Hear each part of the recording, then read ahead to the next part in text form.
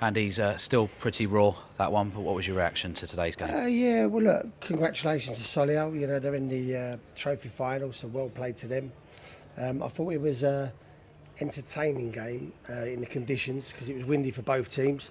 And yeah, I mean, we had a difficult goal given against us first half, which is disappointing because, you know, I'm not sure if it was as clear as over the line, I've got to be honest, but these decisions happen, so let's not get all sour about that, you know. And we just got to lick our wounds now, you know, we've got to lick our wounds and use this now as a catalyst, because we have to use these days of loss to make sure it galvanises us and drives us to what we want to achieve. It's a very gutted dressing room down there at the moment. How do you pick everyone up? Well, we're in tomorrow, so that won't pick them up. But I think you go, look, this is the business we're in. You know, I'm gutted, as you can tell.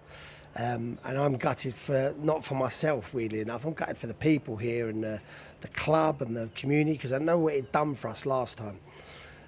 But it wasn't our day today, and we have to be respectful of that's football sometimes. We had enough chances to certainly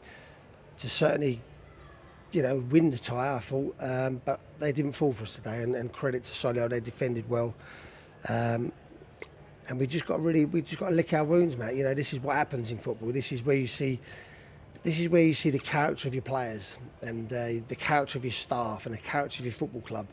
When adversity hits us, normally we come back like a raging bull, and I expect that from us lot.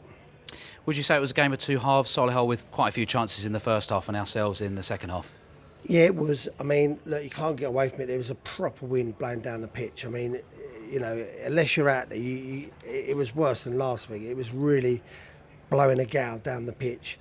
And it's always the sort of the conundrum of do you take the wind first half and try to get your nose in front, or do you try get to half time 0-0 with the wind, and then hopefully, you know, you can have enough to win the second half. It's tough. I mean, it was so hard for both keepers kicking, getting out of the box and getting up the pitch, for the team to get out of the pitch. There was a lack of football played, I felt, you know, because you just couldn't, you know, it's just one of those days.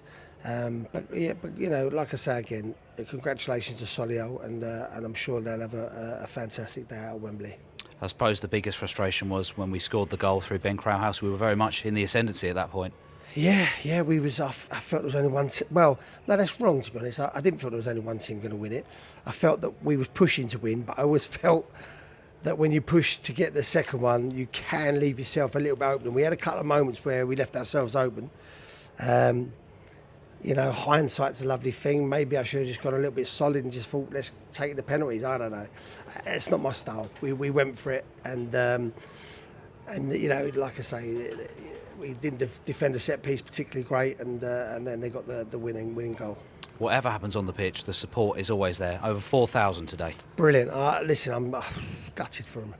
They're great. Look, I look at my time here. You know, I come here and I think we was 1,000, 1,200 when I come here, and now we're getting decent crowds for Bromley, and I know there's a lot of people, you know, have come up to me this morning. Someone came up to me at the petrol station.